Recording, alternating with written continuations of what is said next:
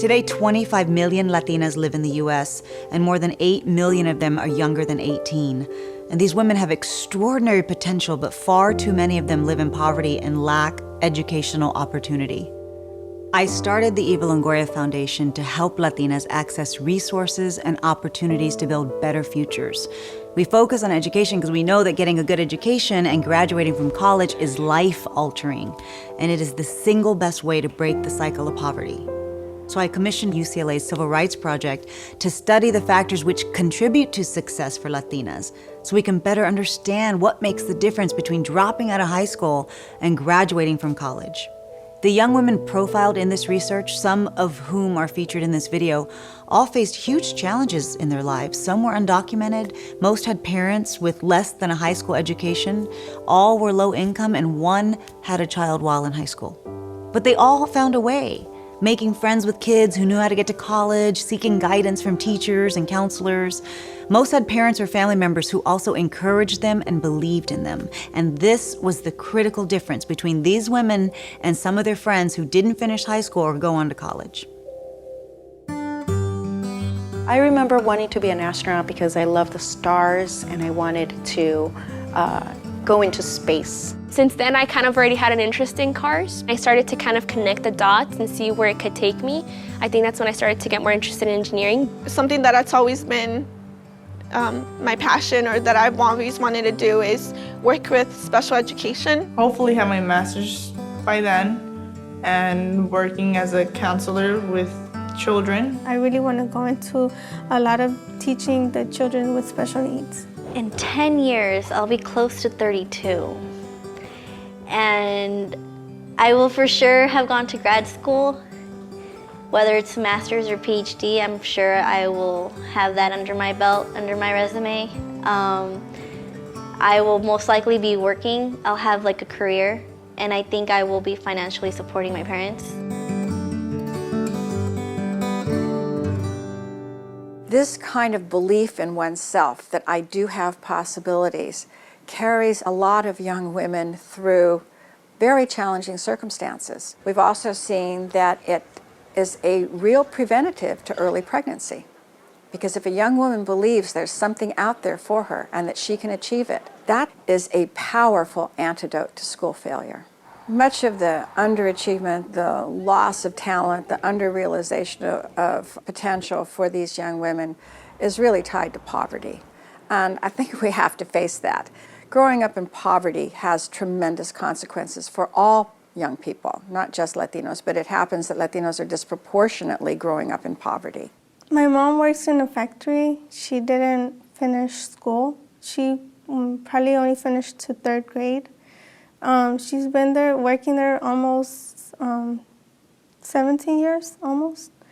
So, and that's why she's kind of been my inspiration to continue school. It wasn't until junior, senior year that I started realizing that because I was undocumented, I wasn't gonna have access to that financial aid. I don't know if I was naive, as in not really measuring, how expensive college is. We had to go off to pawn shops and, sell our jewelry, whatever I had, for my quinceañera, in order to get money to pay off tuition. My parents always told me, like, you need to go to school, you need to go to college, and they talked about the menial jobs that they work, like, don't wake up at 4 in the morning, like, you don't have to live this life, like, you can do better.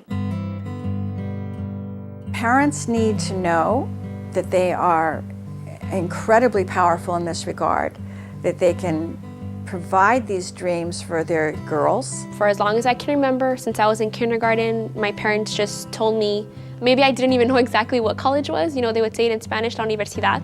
But I just knew that it was something I had to do and I was gonna do because that would make me have a better future. I remember going with my sister to Dominguez Hills so she can probably just to buy books or to go to counseling offices. But I remember her giving me like a tour of the school and showing me like, oh, like this is a library, this is where you get your books, and this is where my classes are at. We're always given books, and we're always encouraged to read. My parents read, more my mom, but we were always encouraged to do well in school, and we were praised for doing well. My plans in terms of school was go to university and I wanted to become a pediatrician. When I found out I was pregnant, everything kind of went blank. I didn't know what I was going to do, but my husband was like, no, I'm gonna work, you're gonna go to school, and you're gonna be someone in life. Schools need to know that it's really important to support those kinds of dreams and ambitions and give young women something to look forward to be hopeful about. I was born in South Central. It's a bad neighborhood. There's a lot of shooting. In school, it was like my place. Like, I belong there. I liked school. I always have. Like, I feel when I'm in class or when I was in school, I feel like I was in the right place. Like, I was doing something good with myself. Ever since I was in middle school, I joined a program called AVID, where they took us to field trips to like college campuses. Because AVID, for at least us, what they always said, we're all going to college. That was kind of our motto. We're all going to college, and so that's something that for me, it's like I never questioned, whether I was going to go to college or not. I just knew I was. We would go over to Utah State University, and they would have MESA days. So children would participate in different science experiments or different science competitions. Actually, in one of my English classes, one of my projects was to, if I was to graduate high school in that moment, what would be my top 5 choice colleges? And at that time, I think I picked like Harvard, Yale, like all the Ivy Leagues, Wellesley, all those schools. So college is just, at least since education-wise, like it's always something that's been in the picture. One of the problems of growing up in concentrated poverty is that there's oftentimes a lack of role models in these communities. Somebody who's already gone to college and been pretty successful in one area or another. It turns out that having a Latino teacher predicts for going on to college. These are people who are emissaries from the Latino community who have in fact gone to college, who have been successful. I remember the teacher I had that year, his name was Mr. Garcia. He was a Hispanic teacher. And he would really encourage me, he would push me. Like, you would have like those reading tests that they would make you do in the classroom. And he would always tell me like, oh, you got 90 words last time in 1 minute, let's see if you could do more this time, like things like that. My AP Spanish teacher in high school was very supportive of me, and she was very encouraging, and she was the one that also talked to me about going to college. My parents felt more welcomed by her, and they felt like they were being more involved in my education. And I guess just because she spoke Spanish, and she also came from an immigrant parent background, and she was a teacher now. In high school, I didn't have too many Latino or Latina teachers, but I did have my Spanish teacher, Mr. Zua, which I still keep in contact with him too. He had this phrase of "si se puede," you can do it. At that time, he was actually working on his master's degree as well, going part-time to Fullerton, and so he talked a lot about that. My counselor was Mr. Pina, and he was Hispanic, and I felt like I bonded more with him. He was born in Mexico as well, and I just felt like they had a lot of things in common with my parents and his parents. How he started off in a low-income family, he just worked himself up, and he's a counselor, and he said he was doing really well with his life, and he's proud of where he was at, and I hope I can be the same way one day too. One of the things that pops out in the research is that early good performance in mathematics is a very good predictor of graduating high school and going on to college. And the reason this could be very important for Latinas in particular is that many tend to shy away from mathematics. When I was in 6th grade, they did what they call the diagnostic test for math, I guess, to see if you can start being advanced in math. So in 6th grade, I started taking pre-algebra, which was what some 8th graders or 7th graders were barely taking. So I would say that was the start of me being advanced in mathematics. I had liked math since I was in elementary school. It was always my favorite subject, but I would say that at that point, it wasn't not only my favorite subject, but I was like, okay, I'm actually good at this. Like, I felt really confident in math since that point on. My 9th grade year in the summer, I took summer school for geometry to advance because my teacher saw that, I was good at math. I started off my 9th grade year with trigonometry, and then from there I went on to pre-calculus and then calculus, AB and BC. And there was 4 women in our AP Calculus class, and in a class of probably like 20.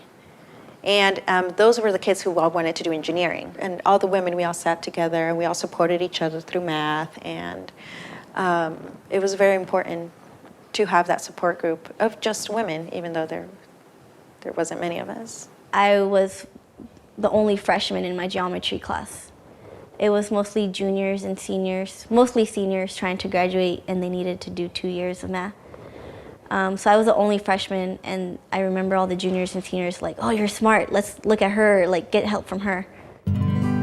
A huge predictor of finishing high school and going on to college is getting into classes in which one is surrounded by peers who are doing well and who are headed off for high school graduation and college.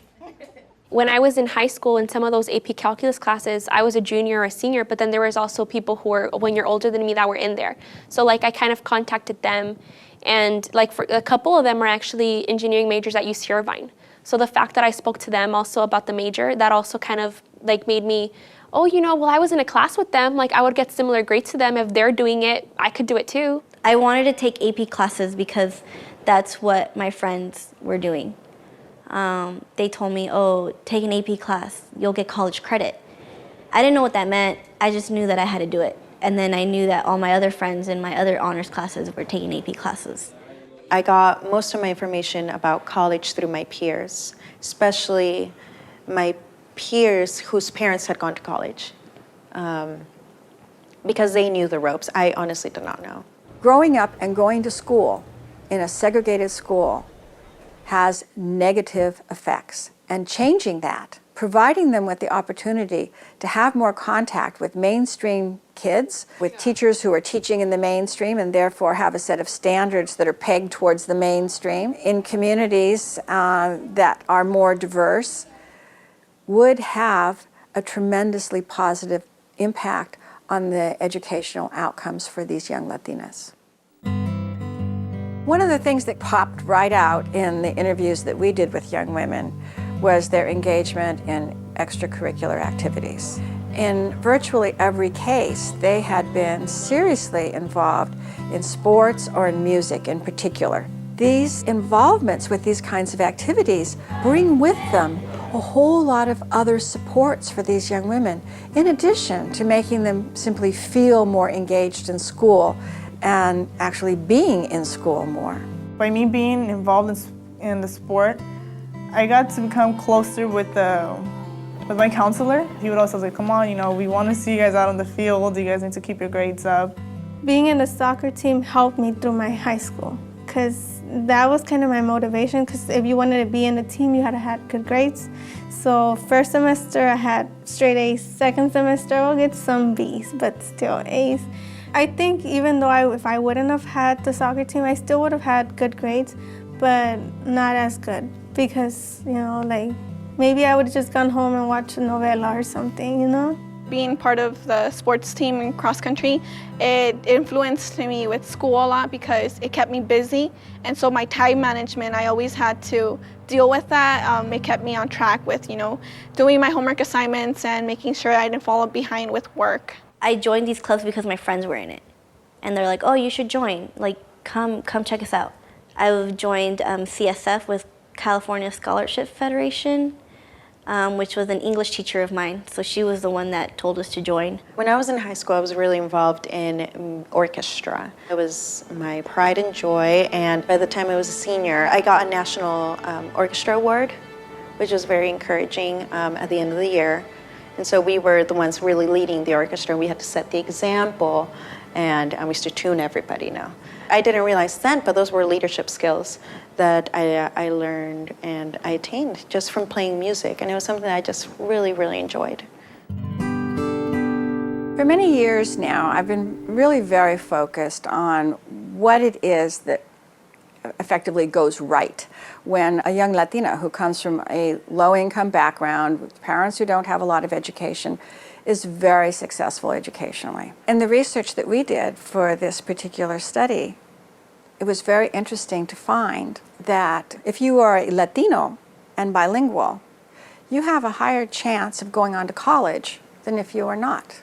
I think by being bilingual, I feel like I can identify with that culture where, yes, I was born here, yes, I am a US citizen legally, but I feel like I'm still Mexican, and I still feel definitely connected to that. I feel connected to my roots. For being able to speak 2 languages, I think it's kind of helped me out a lot because, I get to communicate to my family members in Spanish. I get to talk to professionals in English. And I feel like knowing 2 languages kind of opens more doors to you. And that's the reason why I'm trying to teach my son to learn Spanish and English also, and maybe throw in a little Chinese in there. If there's one thing that I would like people to walk away thinking about as a result of the work that we've done here, is that these young women have all the great potential that young women have always had in this country, that every new immigrant group has brought, with it. And these women too can do just as well and perhaps even better, and they can do it in 2 cultures and 2 languages if we give them the opportunity. I kind of have like this vision where I not only want to make myself self-sufficient, but I would also want to help other people in my community be self-sufficient. I've struggled a bit coming from a low-income community, where a lot of the times students don't finish high school or just finish high school but don't go on to college. So for me, going back and giving back and showing others, especially students, that don't have that in mind, or don't have that support sometimes at home. If you have that motivation and you're determined to continue on with your education, then, it's possible. If you're educated, maybe then your son will be like, hey, like my mom went to college, she went somewhere, I'm gonna do the same, Like with me, with my mom, she didn't go to college or school, so I kind of thought, let me try to do what she didn't do, but my son's gonna say, let me do what my mom did. These wonderful young women are examples of what is possible. They provide us insight into how we can make changes to get more Latinas on the path to college. Contact the Eva Longoria Foundation to find out about our programs and to see how we're creating more educational opportunities for Latinas. Go to www.evalongoriafoundation.org and download the report, Making Education Work for Latinas.